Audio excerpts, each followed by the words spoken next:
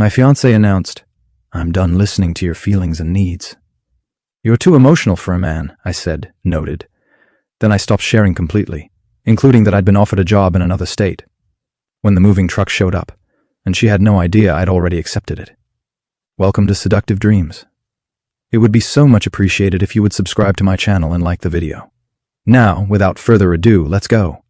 I, 31, male, was making dinner at 6:47 p.m. on a Tuesday when my fiancée, 29, said the thing that ended us. We were supposed to discuss the wedding budget. Her parents were covering the venue and catering. $22,000 total. We were supposed to split the bar tab, photographer, and DJ. Came out to about $6,800 each. I'd mentioned maybe we should look at our finances together before committing. She slammed her water glass down. "Oh my God, not this again. I just think we should know. I'm done. I'm done listening to your feelings and needs. You're too emotional for a man. Do you know how exhausting it is? Every single decision requires a discussion. My dad never acted like this. He just handled things and let my mom plan. I'm not your dad." Clearly, he's actually masculine. Stood there holding a spatula. Pasta was burning. "You want me to stop sharing my feelings? I want you to stop having so many feelings, or at least keep them to yourself. I can't be your therapist." Noted. "Don't be dramatic." Turned off the stove. Lost my appetite. That night I decided she didn't want to hear my feelings. She'd hear nothing at all. Next morning at 9:23 a.m., LinkedIn message, recruiter, senior software architect position. Different state, 850 miles away. $105K salary increase plus $12 signing bonus and full relocation package. Would normally show her discuss it together. Not this time, responded extremely interested. "When can we talk?" Phone screen at 2 p.m. nailed it. Second interview Friday. Came home. She was on her phone. "How was work?" "Fine." "You're being weird." "Just tired." Panel interview Friday.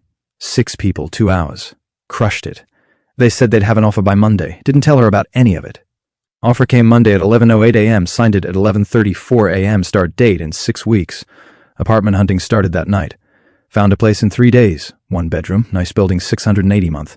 Signed the lease. First, last security, $540 total. Move-in date, 5 weeks. Our current lease ended in 7 weeks. My name only. I'd signed it before we moved in together. Perfect timing. Gave 2 weeks notice at work Wednesday. Boss was disappointed but understood. Started decluttering. Sold stuff online. My fiancé loved it. "See, this is what I've been saying. You had so much junk." "Sure." Rented a storage unit 2 weeks out. $165 a month. Started moving things there on Saturdays. Told her I was donating it all. Week 4. Her mom called about final wedding details. "We need your guest list by next week." Better ask her about that. "Is everything okay? You sound off?" "Just busy." "Well, we're very excited. Only 5 months away, right?" Week 5. Booked the moving truck. 20% footer from a local company. $950 with insurance scheduled for Friday at 9 a.m. My fiancé had mentioned weeks ago she'd be working from home all day Friday. Back-to-back video meetings. Until at least 3:00 p.m. Even better, she'd be home to watch. Thursday night I barely slept. Not nervous, excited. She woke up Friday at 8 a.m., made coffee, sat down at her laptop in the living room. "Big meeting day. Don't make noise, okay? Won't be a problem." 8:47 a.m. My phone buzzed. Movers were 10 minutes out. 8:58 a.m. The truck pulled up. Update 1. She was on a video call when the doorbell rang. "Can you get that?" she whispered, yelled. "Camera off. Open the door. 3 guys with dollies, here for the move." "Yep, let's do this." Started directing them. My furniture, my boxes, my electronics. My fiancé's head whipped around. Held up a finger. "Wait 1 minute."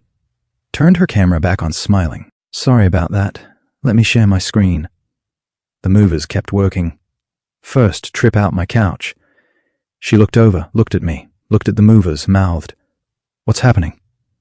Pointed to my phone, texted her. "Moving. Stay on your call." Her eyes went huge.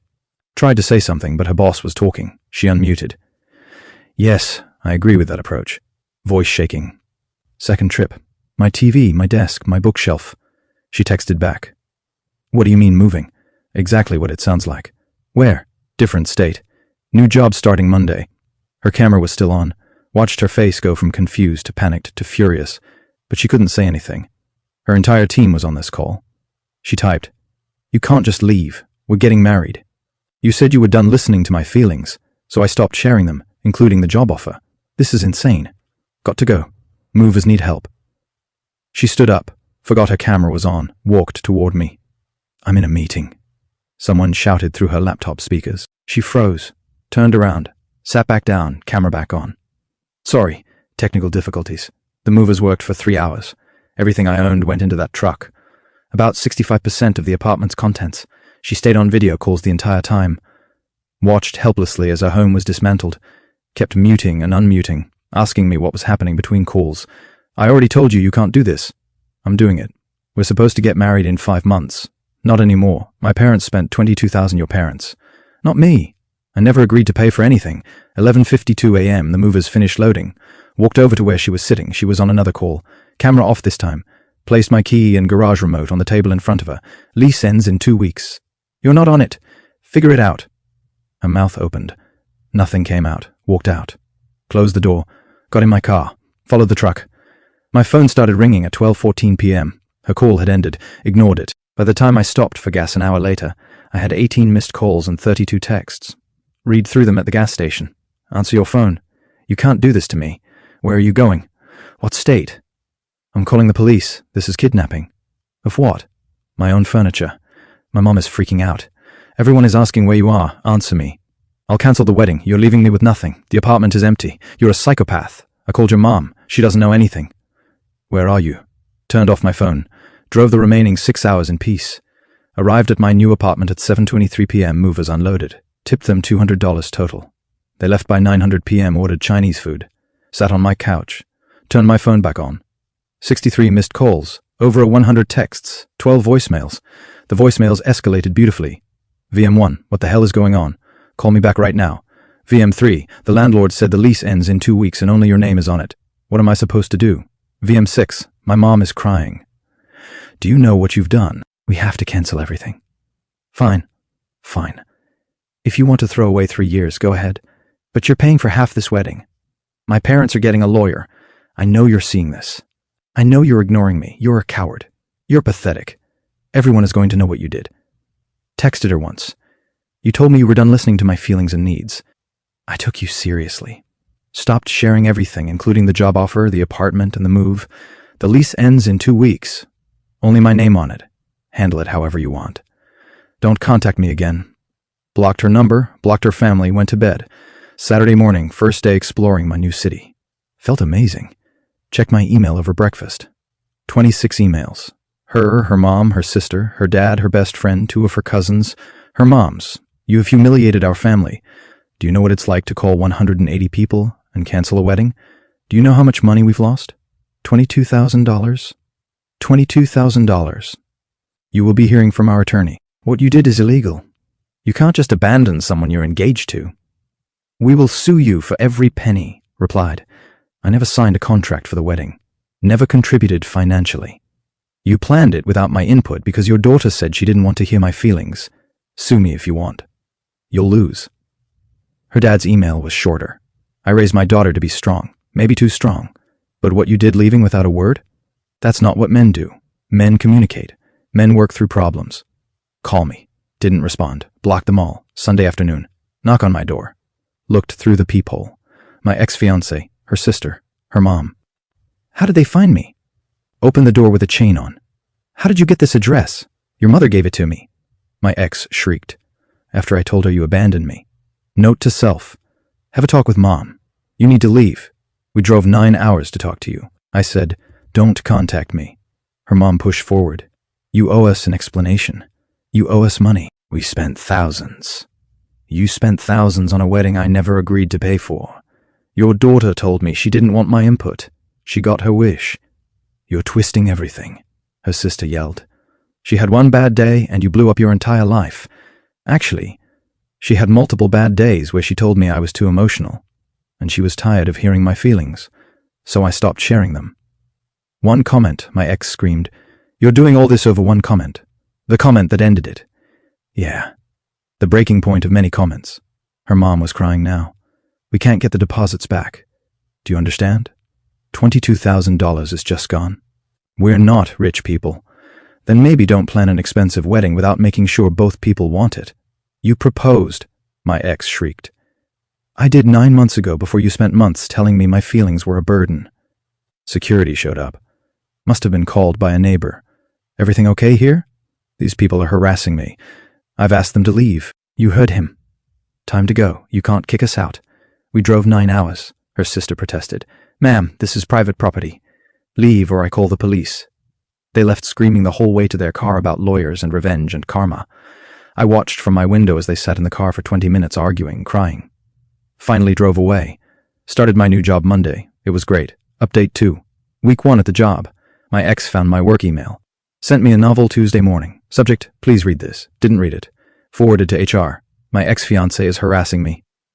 I left her after she told me she was done listening to my feelings. She's not handling it well. HR called her and told her to stop, or they'd pursue legal action. She stopped emailing work, got served with papers Thursday at my new apartment. She was actually suing me. The claim breach of promise to marry and unjust enrichment. She wanted $11,000, half the wedding deposits. Took it to a lawyer Friday. Consultation was $300. He read it. Started laughing. Breach of promise to marry isn't recognized in this state. And even in states that recognize it, you'd need proof of financial loss caused by you. She has none. You didn't pay for anything. So this goes nowhere. Nowhere fast. I'll respond for $700. Basically telling her she has no case and further frivolous litigation will result in me pursuing legal fees from her. Do it, he sent the response. 2 weeks later, her lawsuit was dropped, but the harassment intensified. She created a fake email account, Jennifer Stone 2024, and sent me paragraphs. I hope you're happy. I hope your new life is worth destroying mine. I had to move back in with my parents. Back in with my parents at 29 years old because you took everything. You took the apartment. You took my stability. You took my future. Everyone at work keeps asking about the wedding. Do you know how humiliating it is? Some people thought I was lying about being engaged. That's how sudden it was. You didn't just leave me. You humiliated me. Blocked the email. She made another. Emily Cares 888. My therapist says you're a narcissist. She says what you did is called stonewalling and it's abuse. You abused me by refusing to communicate. You abused me by leaving without warning. I'm in therapy because of you. I'm on anxiety medication because of you. But sure, go live your best life while I pick up the pieces. Blocked that too. Her best friend dememed me on Instagram. I'd made a new account, kept it private. She must have found it somehow. You're disgusting.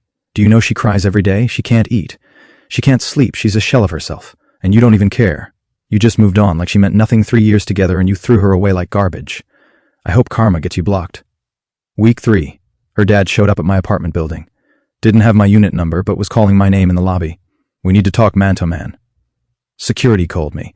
I came down. Sir, I've asked you multiple times not to come here. I drove 9 hours again. The least you can do is hear me out. I don't owe you anything. Leave or I'm calling the police. My daughter is destroyed. Destroyed. You didn't just break up with her. You humiliated her. You left her with an empty apartment and 2 weeks to find a new place. She had to beg us for money. She's 29 and living at home because of you. She's 29 and living at home because she spent 3 years telling me my feelings didn't matter. Actions have consequences. You could have talked to her, worked it out, but you ran away like a child. I tried talking multiple times. She shut me down every time. Said I was too emotional, so I stopped talking. One argument. Not one argument, multiple, over months. She made it clear she didn't want to hear from me, so I gave her what she wanted. Security stepped between us. Sir, time to go. He left, but not before shouting, "You're going to regret this. You're going to end up alone and miserable, and you'll realize what you lost. Maybe. Or maybe not." Week 4. Got a call from the wedding venue. They were confused. "We have your fiancée claiming you agreed to split the cost of the venue and she wants us to pursue you for half the deposit." "I never signed anything with you, never paid you a deposit. Check your records. We have her mother's credit card and her signature, not yours. Then the debt is between you and them." "I have no contract with you. She's claiming you verbally agreed. Verbal agreements aren't enforceable for this amount in this state.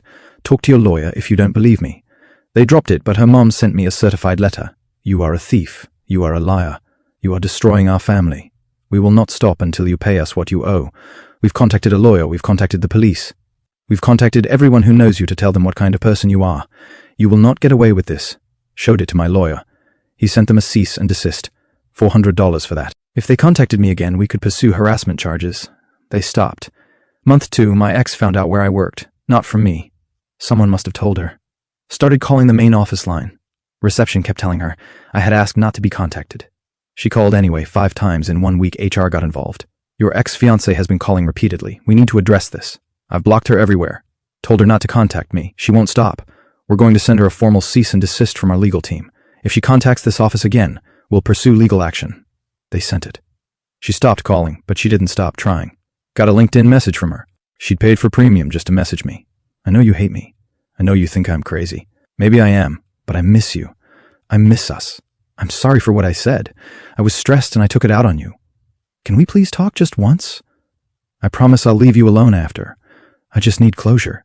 Didn't respond. She sent 8 more messages over the next week. Each more desperate. Finally replied, "You told me you were done listening to my feelings. I took you seriously. There's nothing to talk about. Move on." Blocked her on LinkedIn. Update 3, month 3. Her best friend called my work line. Got through somehow. She's not eating. Did you know that? She's lost 20 lbs. She's so depressed she can barely get out of bed. Are you happy? Is this what you wanted? I wanted her to listen when I tried to communicate. She refused, so I left. Her mental health isn't my responsibility anymore. You don't just abandon someone you love. I abandoned someone who told me my feelings were a burden. Big difference. She was having a bad day for 3 months. She was having a bad day for 3 months straight. Silence. That's what I thought. Hung up. Reported the call to HR. They blocked that number. Got an email from her mom's lawyer. Third one now. More threats about lawsuits. More claims about verbal agreements. More demands for money. My lawyer responded, "Your client has filed and dropped 1 frivolous lawsuit already. Any further legal threats will result in countersuit for harassment. All claims have been proven baseless. Cease contact immediately." Never heard from that lawyer again either. Month 4, mutual friend reached out. Guy I'd known for years before I even met my ex. "Dude, she's telling everyone you ghosted her with no warning, that you were fine one day and gone the next. Is that true?" "No." She told me repeatedly she was done listening to my feelings, that I was too emotional for a man, so I stopped telling her things, including that I got a new job and was moving. Holy, she's not mentioning that part. Of course not. What's she saying? That you left her high and dry. Took everything from the apartment, left her homeless and broke. That you're refusing to pay her back for the wedding. I never agreed to pay for the wedding. Her parents paid. I was never asked to contribute. The apartment lease was in my name only. She was never on it. She had 2 weeks to figure it out, and the first didn't leave her broke. She had her own income and savings. Man, the story she's telling is way different. People who get left usually rewrite history to make themselves the victim. Fair point. You doing okay, though? Better than okay. Best decision I ever made. Got a final certified letter from her dad. Week 17. Expected more threats, more demands. Instead, I owe you an apology. Last week, I found some text messages on my daughter's old phone messages between her and her mother about the wedding planning. She said some things about you that I never knew. Called you overly sensitive and exhausting to deal with. Said she was training you to be less needy. I confronted her. She admitted she said those things you told me about being done listen to your feelings. I'm ashamed of her and I'm sorry I blamed you. You did what you had to do. Good luck with your new life. Put that letter in a drawer. Didn't respond but didn't throw it away. My ex sent one final email last week. Month 6 post-breakup. Subject: I understand now. I've been in therapy for 4 months. My therapist helped me see what I did. How I treated you. How I made you feel like your feelings didn't matter. She's right. I was wrong. I was controlling. I was dismissive. I damaged you. And I'm sorry. I don't expect you to forgive me. I don't expect you to respond. I just wanted you to know that I get it now. I understand why you left. And I'm sorry I made you feel like you had to leave that way. I hope you're happy. Truly, take care of yourself. Read it 3 times. Felt nothing. Not anger, not satisfaction, just nothing. Didn't respond. Closed the email. Moved on with my day. As for me, life's pretty great. New job gave me another raise. Performance bonus plus cost of living adjustment. Dating someone casually. She's a teacher. Smart, funny, empathetic. Actually asks about my day and listens to the answer. Novel concept. My apartment feels like home now. Got new furniture, made it mine. Have friends here. Life I actually enjoy. And I share my feelings when I have them with people who actually want to hear them. My ex wanted a man who didn't have needs, who just handled things silently, who kept his feelings to himself. She got exactly that for 6 weeks while I planned my exit. Then she got nothing at all. Sometimes the best revenge is giving people exactly what